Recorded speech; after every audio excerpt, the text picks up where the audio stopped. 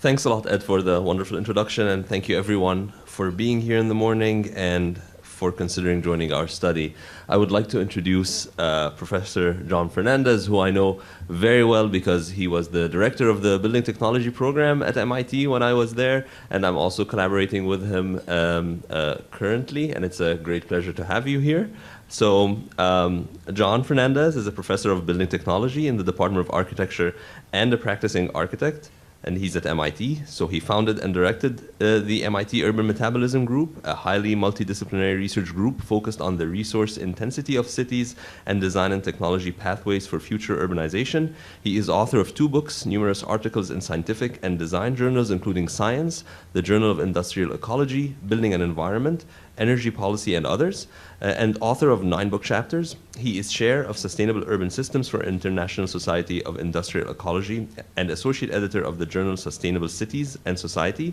Professor Fernandez served as director of the Building Technology program in the Department of Architecture from 2010 to 2015, and as director of the International Design Center at MIT from 2012 to 2015. He currently serves as the director of the MIT Environmental Solutions Initiative, so he will be talking about urban metabolism and climate change and the initiative at MIT. And with that, I would like to ask you to help me in welcoming Professor Fernandez. Great. Hello. Welcome. Thanks for coming this early morning to this early morning session. So what do I do here? Just turn on my computer.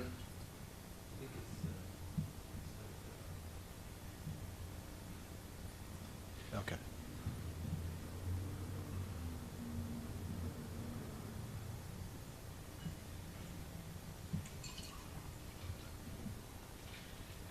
Okay. All right, so I have 45 minutes, and I want to take you on a deep dive of my research. That's really the main purpose why I'm here. But I want to preface it with a fairly substantial prelude or prologue on climate change, and then end it with my role as the director of the Environmental Solutions Initiative.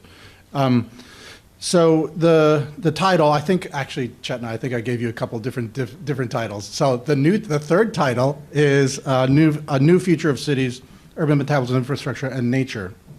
And so there are 3 parts to this presentation. And so how many of you are professors?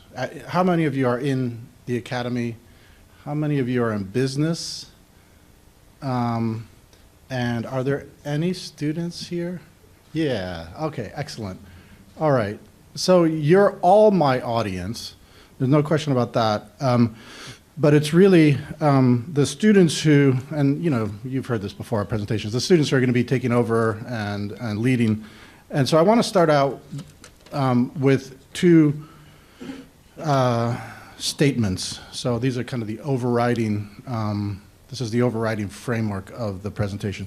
The first is that the sustainable architecture and good design are somehow difficult to reconcile. And you know, maybe this is not news to you in any way, but that's a complete false dichotomy.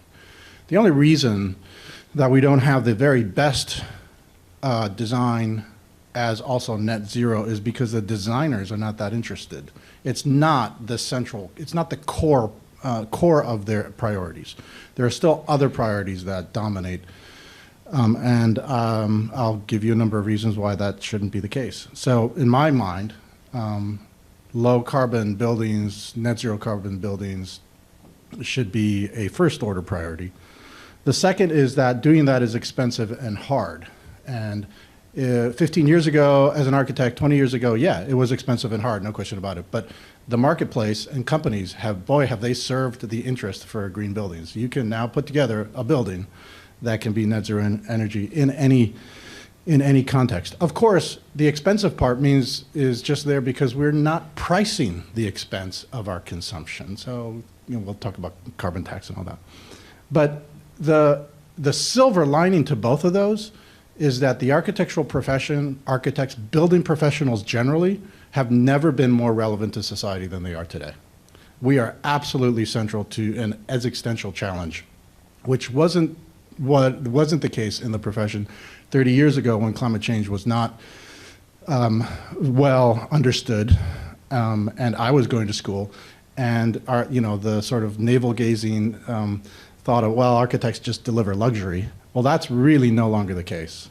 We are absolutely central to our species' future. So I'm a designer. I started out as a designer, working in a couple of large firms in New York and then my own firm for now 30 years. And I think where we are with Earth and the environment should be just back of the hand, knowledge for every architect. So let's just review that very, very quickly. So we know that the average temperature has risen about 1.7 degrees Fahrenheit, about 1 degree Celsius. And that's, has led to a rate of sea level rise that's only increasing.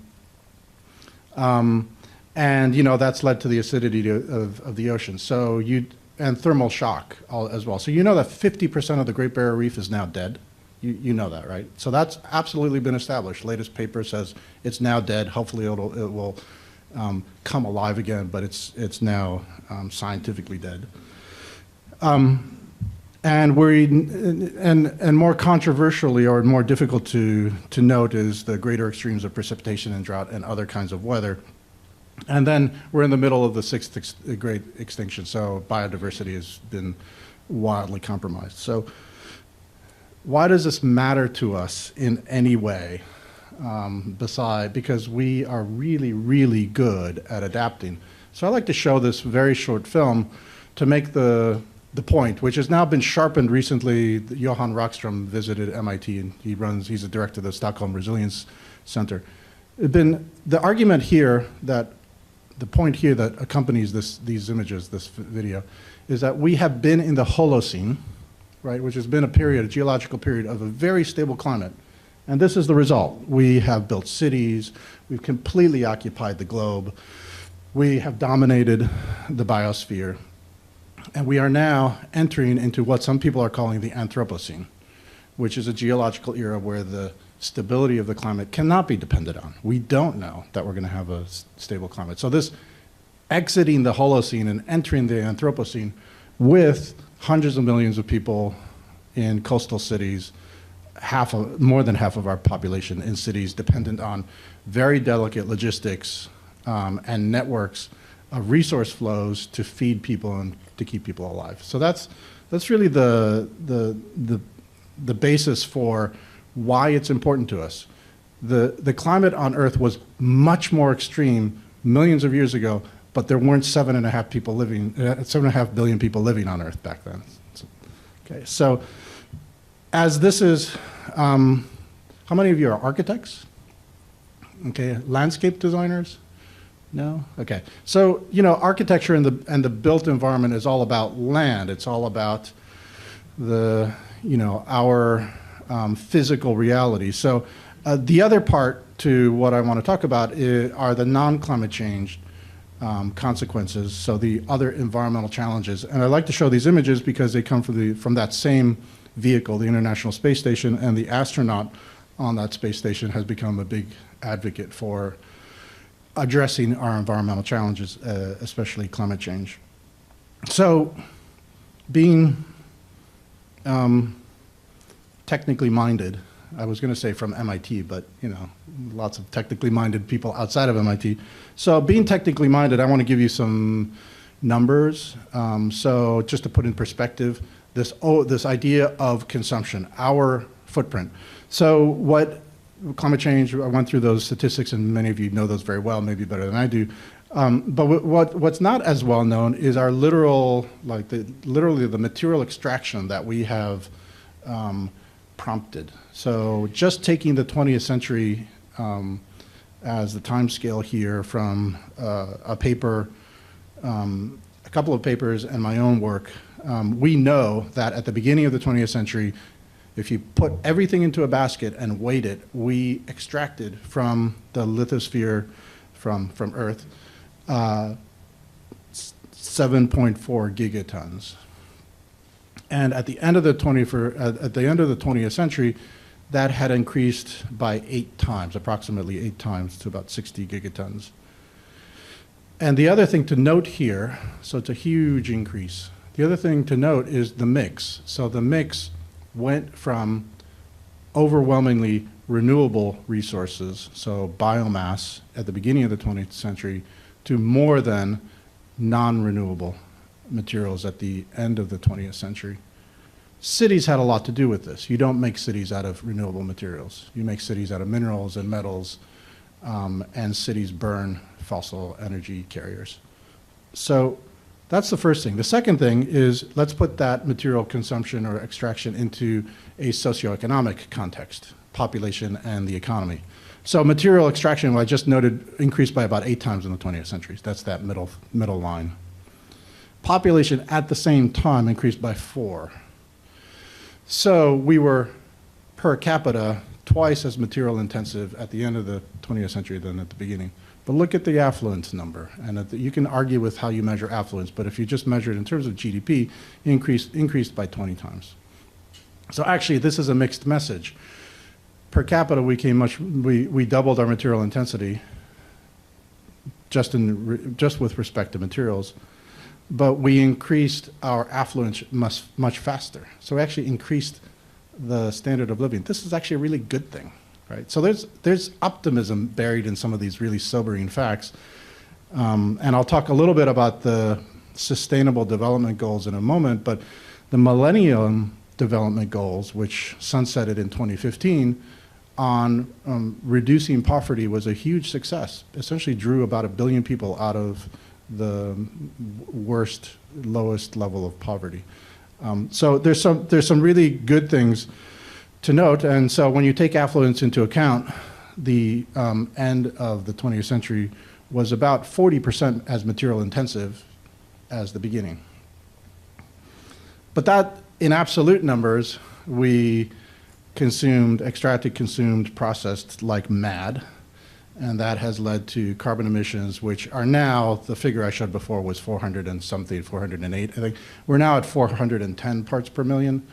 Average globally, and so that has led to now not only the expected additional flooding of different areas, the precipitation, but also it's led to these feedback loops, these positive feedbacks, positive in the sense of self-reinforcing feedback loops, changing albedo in the Arctic, and releasing, not only reinforcing melting, warming that's already happening, but also releasing carbon stores that have been in place for thousands of years. So, I placed these 2 videos alongside one another. I think they came out in the New York Times just about, a few weeks from one another, and the connection is just direct. And the climate migration has already begun. And there is now a lot of discussion about managed retreat from coastlines. And so in terms of responding to climate change, there are 3 general strategies. There's mitigation of carbon emissions. There's adapting to the consequences of climate change, to all the consequences. And then there's the third one, and that is intervention into the Earth system itself, sometimes called geoengineering. Now there are lots of other terms for it. So what's undeniable is that we are on a trend line that is going to be really difficult to shift. And so really we're looking at a world where your intervention in the built environment has to take into consideration these changes. It's now no longer a question of probabilities, or it's really more of a question of, well, the likelihood is, and so therefore. So for example, I'll give you an example. I've been consulting on a dorm building at MIT, the new dorm building, and on day 1, the MEP team, the HVAC people, designers came in and told us, just by the way, just so everybody knows, we're not designing to a Boston climate. We're designing to an altered Boston climate. And let me put it this way. We're designing to what is like a North Carolina climate today. Because we know, we don't want to be sued. So we know in about 10 years' time, that's what the building's going to have to contend with. So in Boston right now, the energy consumed by heating is greater than cooling. Very soon, within a couple of years, in residential buildings, it's going to be energy consumed in cooling is going to overtake heating. So, so part of the work that I do and some of my colleagues do at MIT and elsewhere is to get a much better sense of the local consequences of climate change. And between mitigation and adaptation, we know what we need to do in mitigation. So a conversation with Christiana Figueres, who put together the Paris Agreement and about 6 months ago, we had a nice conversation about, well, how does she feel? Is she optimistic? And she is optimistic, but in mitigation, we know what we want to do and despite our political environment, which changes every 4 years, the trajectory is going in the right direction. And you've heard, the train has left the station. Investment in renewable energy is exploding and will continue to increase under more challenging conditions. But that's happening. We are far behind in adaptation. According to her, we were something like 20 years behind in actions and planning and design. And because, and what she means by far behind is the bulk of humanity that's going to have to deal with the worst consequences is in the global south. And so adaptation is not happening in the global south for the same reasons that, investment in infrastructure and health and education and urban systems are just stressed in the global south anyway. So that's really the challenge. But, and so there's a lot of work in the regional consequences and responding in kind with the right technologies and design strategies.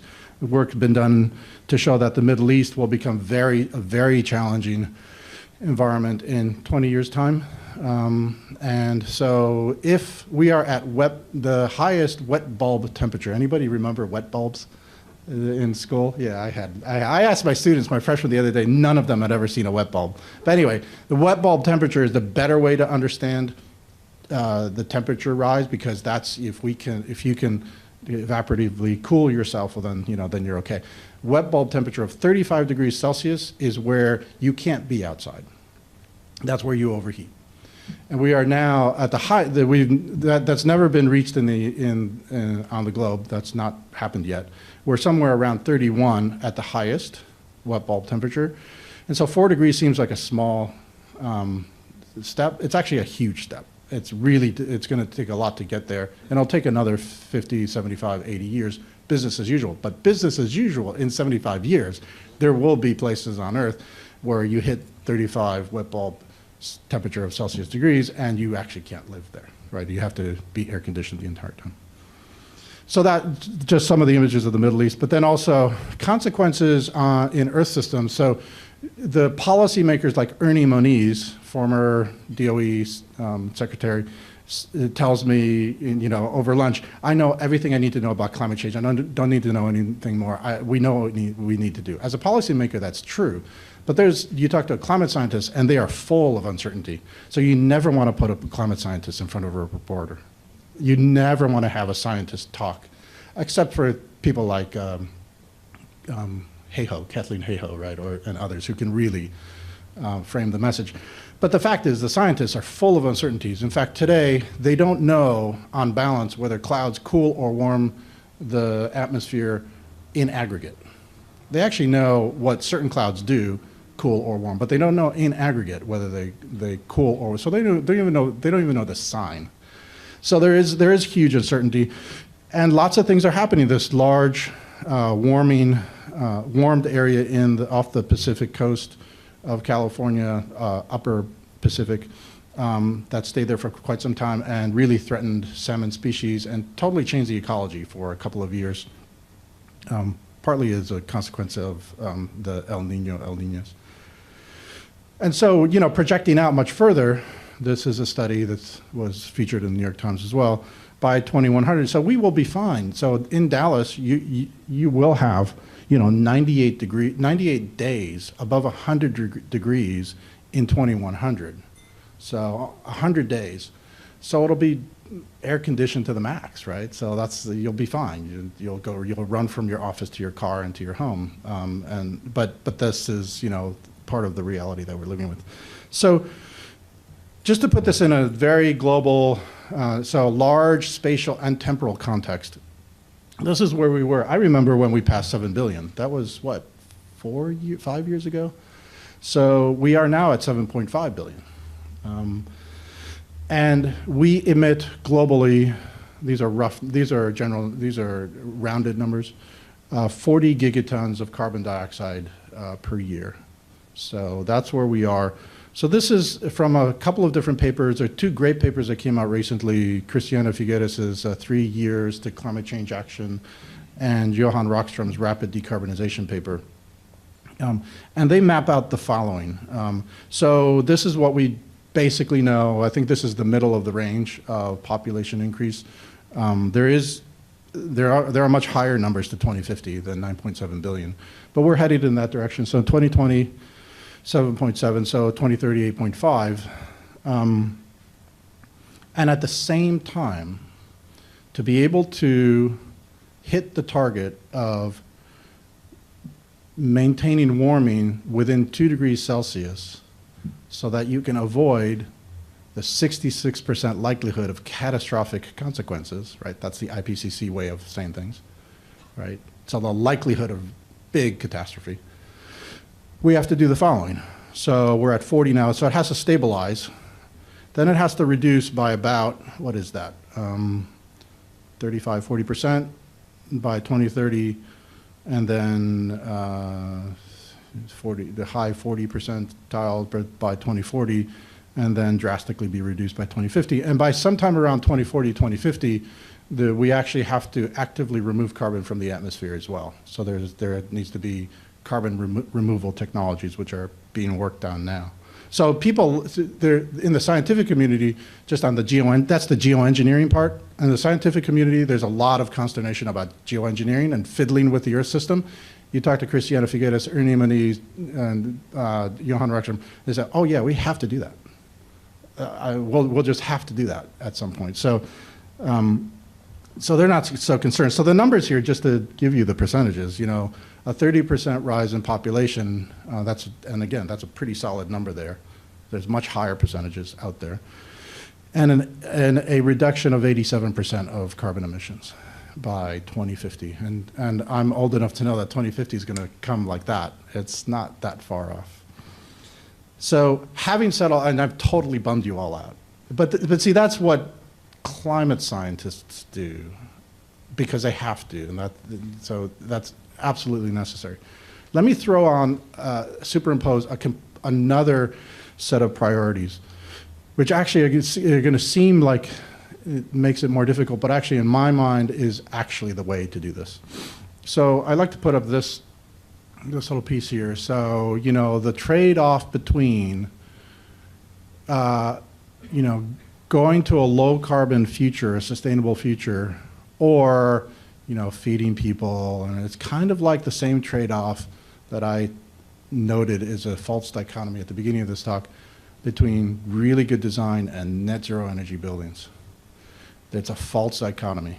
And in fact, in my mind, the very best design that's going to eclipse Le Corbusier and all those, you know, classic modernists is going to be the kind of design that is net zero energy, is the architecture of the solar economy. That's going to be the golden era of architecture in my mind. I hope to live that long. So that cartoon brings up development, right? So of those, you know, that increased 30% global population, most of that population growth is going to happen in the global south, in the developing world. So poverty, education, health, all of these issues are going to trump reducing carbon emissions without even thinking. So the pathway towards a low carbon humane society is through development. So it's the coupled climate challenge we have with development goals. So you all are familiar with the Sustainable Development Goals of the United Nations, and you know you read through them, and by the time you're done with goal 17, which isn't here, it's a little exhausting. You're thinking, oh my God, are we really going to do all this? So let's parse it out a little bit. For the building professionals, if you broadly assign goals to to us, to what we do. You know, so there are these goals, and they are, you know, they range very broadly still, but it's really these two that are the most relevant. So goal 9 and goal 11, goal 9 about infrastructure and goal 11 about cities. And these goals are absolutely in the sweet spot for reducing carbon emissions. And so there should be no surprise that immediately when the Trump administration decided that maybe not, we're going to pull out of the Paris Agreement, Bloomberg enlisted dozens of mayors and companies and others to say, you know what, the cities and subnational actors are really, really key in this whole thing. So, you know, we have a role here. And in my, you know, academic mind, I don't see any reason to build one more building that's not net zero energy of any kind, residential, commercial, whatever. It is a statement of disengagement not to do so. So, okay, you guys think I'm crazy, right? That's never going to happen, right? Okay, so let's go on with my research and then get down to the actions that we've been taking in my group and at MIT generally. So cities down in the future. So you probably do know that around 2008, cities went, the global population went from substantially non-urban to urban. So, and that's going to increase to about 65–70% in the next few decades, 30 to 40 years. So we have an image of the cities in the developed north, and again, mitigation in the developed north, adaptation in the developed north, and really even development in the developed north is just fine. But in the next few decades, the urban population is going to double. So about 3.5 billion people. So everybody that lives in cities today, you just double that number. It'll be about 3.5, maybe 3.2 more urban residents. And that's a really good thing because cities are really good. It's our best they are our best invention. Innovation, wealth creation, education. I mean, they are the centers of our civilization. It always have been. So there's going to be a doubling of the urban population, but 90% of it's going to be happening in the developer regions. So another thing I like to say is that heaven and hell on earth can be found in cities today. And the heaven is really in the greatest cities, hell in the cities, in the poorest areas of the developing South. Really, that's hell on earth. So we really have to think about how it is that we are going to house, employ, and provide the infrastructure for the doubling in the urban population. I'm super optimistic because I have worked in the last few years, and I'm working more and more with large international organizations, and this is very, very much a priority. And so I suspect that the developing world, the urban developing world, will leapfrog many of the mistakes that we made in the developed north. Just to put into perspective the sort of the rate of urbanization. So this is from a book you might be familiar with it. Some of you called Mannahatta. It was titled Mannahatta. It came out maybe 12 years ago, 10 years ago. And it basically did a visualization of portions of the island of Manhattan before any development. And this is that same place today, right? So that, and just exactly the same, location. But what's really important is that in New York City, the 8 million people that live there now took 300 years to assemble. That urban economy took that long. So this is an image of a fishing village in southeast China, which was a really sleepy place for a long time. And this is around 1984, this image, when it became a special economic zone. And this is that city today, that place today, Shenzhen. And in the 8 years, the 8 million in 30 years and 300 years has turned into 10 million in 30 years. So the rate of urbanization is absolutely unprecedented. And this is a huge opportunity for us because we have a lot more city to build. So as I mentioned before, our resource consumption in the building of our cities has been substantially with non-renewable materials, and that will continue, but hopefully the energy mix will change. So in cities today, we have 2/3 of global energy and 3/4 carbon emissions can be directly attributed to cities. And if you attribute indirect consumption and production, those numbers rise pretty dramatically.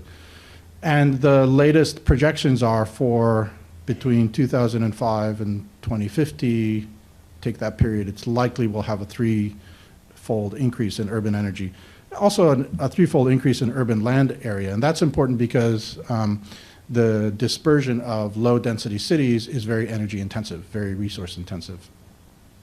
Okay, so that's the context. All of that was, or much of that was the context that launched my interest in cities about 10 years ago, after we had solved, not just me, but lots of people around this country and especially in Europe, had solved the net zero energy building problem.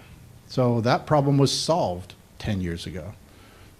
So I moved on to understanding when people started talking about sustainable cities, net zero energy cities, net zero carbon, low carbon cities, what does that really mean? And so it was very difficult to know how certain cities were giving each other prizes on sustainability when we knew so little about how unsustainable cities were back then. So the basic question I started out with in forming the urban metabolism group was, let's establish what the resource intensity of cities really are. And so I quickly became familiar with a field that had been founded in the 60s called urban metabolism. And it had been founded with this basic, very simple mandate to study the physical flows required to run urban economies. What does it physically take? So I like to say, so I'm not an urban planner or an urbanist per se. So, and urban planners and urbanists ask me about governance and socioeconomic issues and cultural issues. I'm not interested. And the reason I'm not interested is because what we really needed to do was establish some scientific foundation for understanding the physical, the resource intensity of cities. That's what we have been able to contribute. Now I've gotten very much involved in those other issues, but it's really the contribution is, so how sustainable can a city be? Can a city be net zero energy? And I can just say right off the bat, within the boundaries, within its physical boundaries, no city, no human settlement has ever been sustainable. No human settlement will ever be sustainable within its boundaries. Okay, let's just start off there. Neolithic villages in Europe were environmental disasters. They would clear the local vegetation and hunt and gather and deplete the local ecology.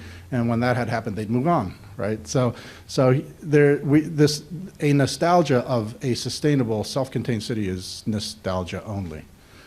We can debate that.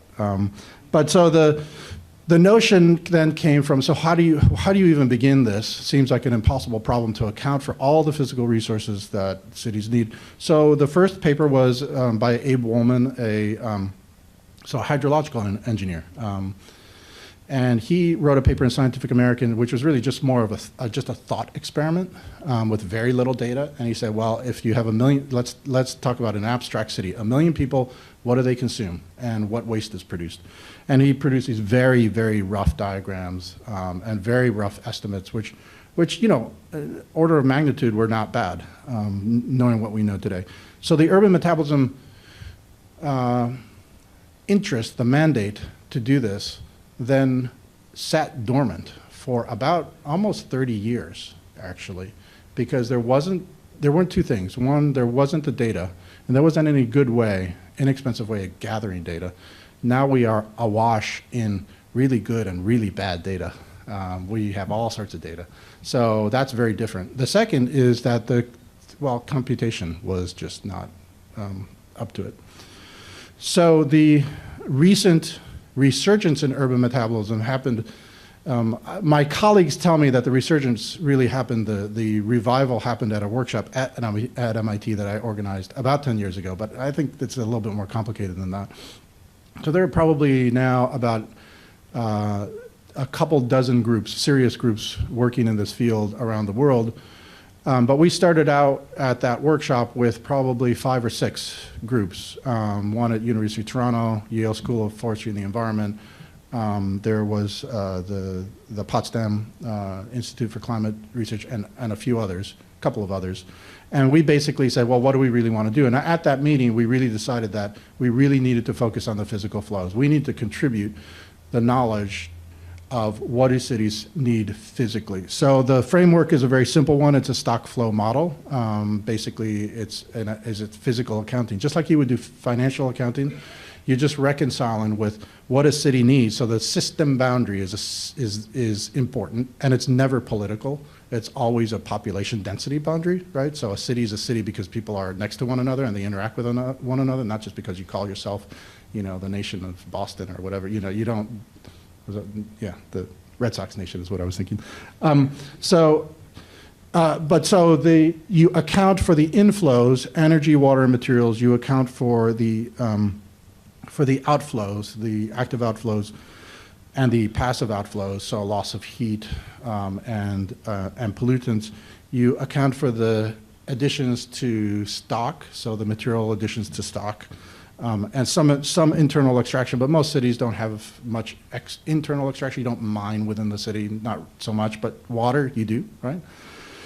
And then some other factors of production within the city. So like biomass production, so farming, which urban agriculture, they co-published 4 papers recently that kind of put the kibosh on urban agriculture as being a solution for climate change, because you really can't compete with industrialized agriculture. But anyway, look up those papers.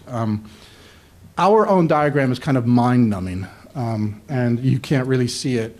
And I only put it up here because lots of academics in the room, and I really appreciate the sponsorship of the Center of Excellence here at Syracuse, because a hotspot of academic learning in the built environment, there should be 50 of these spread around the country, really looking in a really very rigorous scientific way at our built environment. So this is just meant to illustrate that.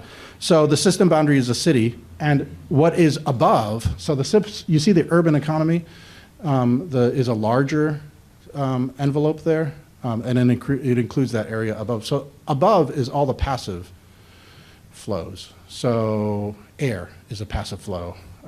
Fauna and flora, birds and other things, they come in, they go out. We don't control any of that stuff. Precipitation, right? Biogeochemical cycles, huge passive flows that we don't control.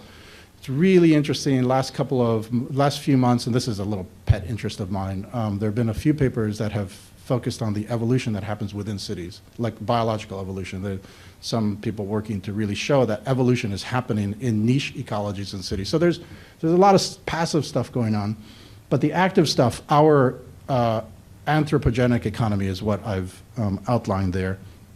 And there are the 3 drivers, which this just mirrors what urban economics says. There's transportation, the built environment, and goods and services. And so everything you can lump into those drivers.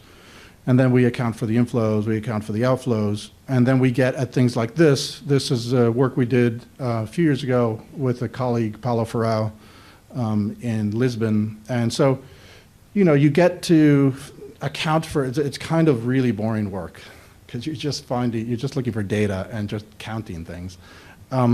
But you do get to the important figures, which are, this is 20 tons per capita of all the stuff. So if I took all the stuff that I consumed in Lisbon, if I lived in Lisbon, per year, and that includes the energy carriers, fossil energy carriers, it would be 20 tons. Okay? So that was, a few years of work to get at that, and a lot of studies have been done. So if you're interested in this at all, beyond my 45 minutes, there is the Journal of Industrial Ecology has published actually the best papers in urban metabolism, and the most of them, and they're really, some of them are really extraordinary papers. So the knowledge that we set out to create was how resource intensive are cities. And so this next slide kind of encapsulates something like 5 years worth of work, not just from me, but from others. So the range of urban metabolism today is in the global south, in many cities in the global south, about a 5 ton per capita consumption is pretty typical. So 5 tons, again, I'm putting everything, food, materials, everything into one basket, and I'm weighing it. And there's a real step change up to what's called in economics transition economies. So these are economies that are transitioning from agricultural and heavy and material intensive industry to more industrialized and some heavy industry. And those urban economies those people consume 10 to about 30 tons per capita.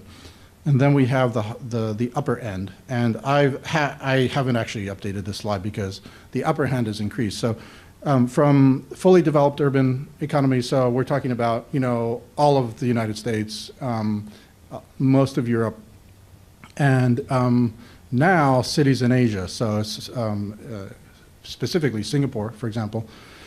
So from 30 tons per capita, and the range is now huge. It's probably upwards of 150, 175 tons per capita. So the range is between 5 and 175. So we know now that that's really the range. So sustainable is somewhere in there. What is sustainable? How do you define that? So I'll get to that in a second. Part of this work is also correlating, I talked about it before, the data that's now available on lots of things on population density and consumption generally, and translating that into graphics that we really can use. In other words, so this is a transportation energy map of Atlanta.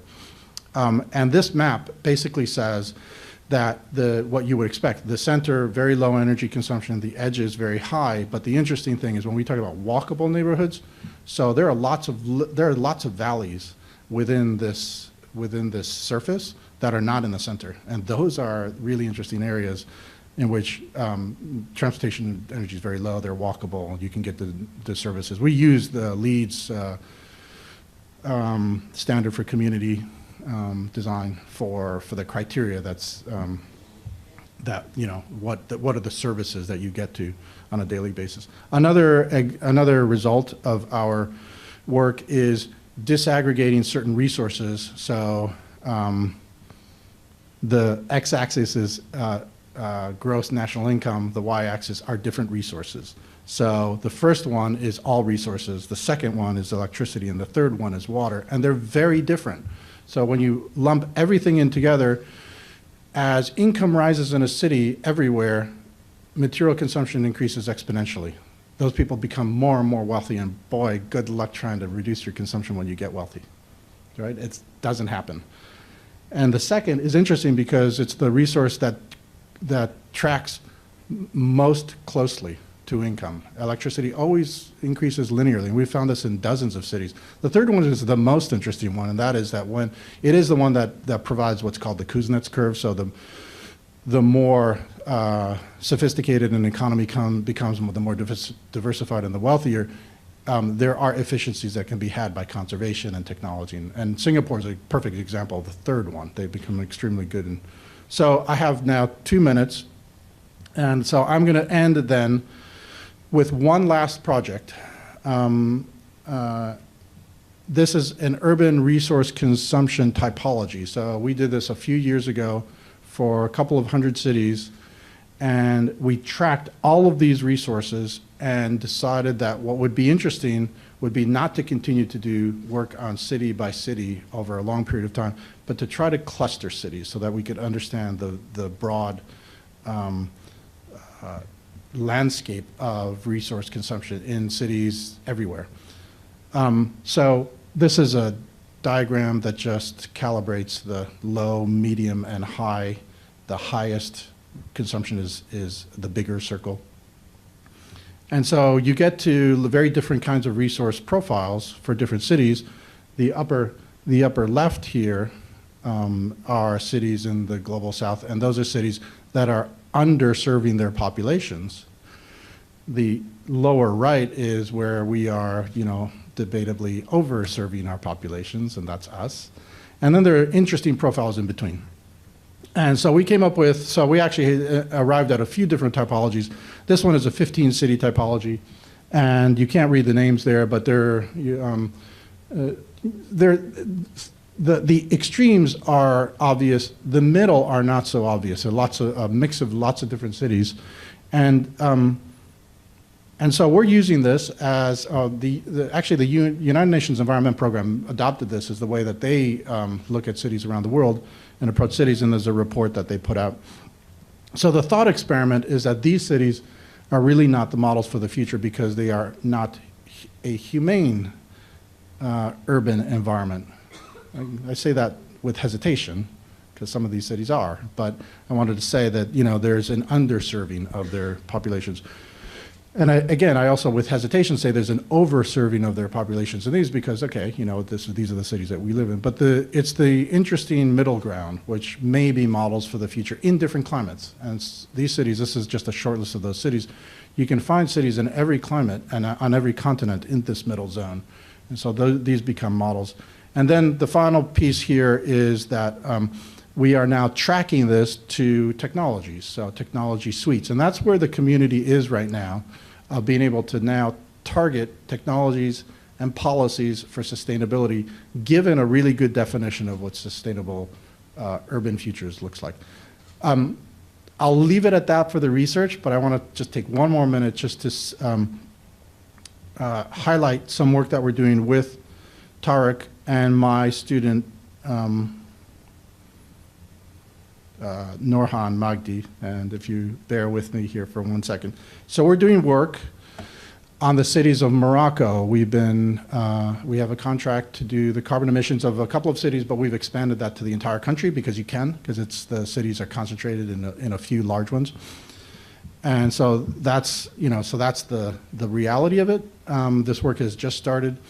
And I'm employing the same framework that you've seen in urban metabolism in looking at all of the cities of one country, but the additional piece here, which is the very fruitful collaboration that we've started with Tarek and his group, is using drones and imaging technology to really understand in real time and at a much higher resolution. Again, remember, I emphasized the local consequences of climate change and understanding how the local built environment is behaving.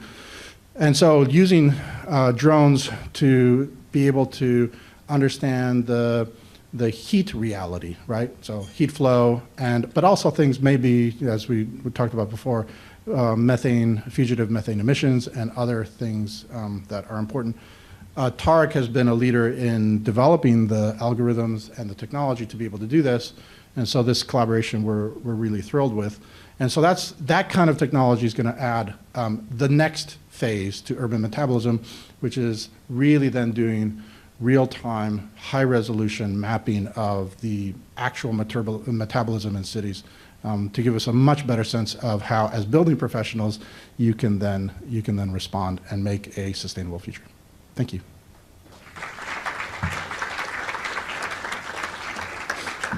A couple questions? Yeah. So we have time for just a couple of questions, but I'll lead off with the first one. But anybody else, Chetna, we'll give you the mic. The system boundaries. So for so first, thanks for a great talk. That was really terrific. So let's just, in that plot that you showed at the end of cities and density and comparing multiple cities, you take a city like New York. So is that the geographic political boundary of New York, or is it a system boundary that is defined in some way, like, I don't know, a metropolitan statistical area that you would say, you know, it's not about the politics, it's about the interconnection of the people and the resources? So I think I alluded to this. So it's never a political boundary. I don't think we've done any project that's a political boundary. What we have, because a city, so if I hold true to what we're interested in, physical flows, I'm interested in the physical reality of the thing, the complex system, right? So the political boundaries just go away. They're not of interest. The only places where it matters, where it has mattered in the past, is when in a larger metropolitan region area. So the actual system boundary by way of population density will be the overall thing. But sometimes it's useful then to say, well, within that overall thing, there is a useful political boundary, say, between New York City and, let's say, Hoboken, right? That would be helpful for local decision makers. And Boston's a perfect example of that. Boston is really small. So Boston really wants to do what Boston wants to do. And so we do the larger metropolitan area, but then sometimes it's useful to take out, after the analysis has been done, that political entity. We'll just say they're members of the Red Sox nation here in Syracuse. So you should count them. So question here. Anybody here? Yeah, and I'm on the internet, and there's a man who lives in the Northwest who's talking about aerial spraying. By the, Yep. I don't know if I should mention. Do you know about that? I won't mention it, but I'm a little concerned of my welfare. But there's So if it's on the internet, feel free to mention it, right? It's not like okay. you're All right. That the government's involved in spraying aerial particulates like aluminum and to mitigate. Everybody's here. Okay. So that basically they're moderating the climate we're having. This is, and one of the things that when I read this, it was introduced to me by somebody who had been under similar circumstances that I am in, and there's a man in Oregon who's concerned for his children, who's talking about aerial spraying by, those contrails we see up in the atmosphere. Yep. Yeah, you know about that? Yep. Yep. Yeah.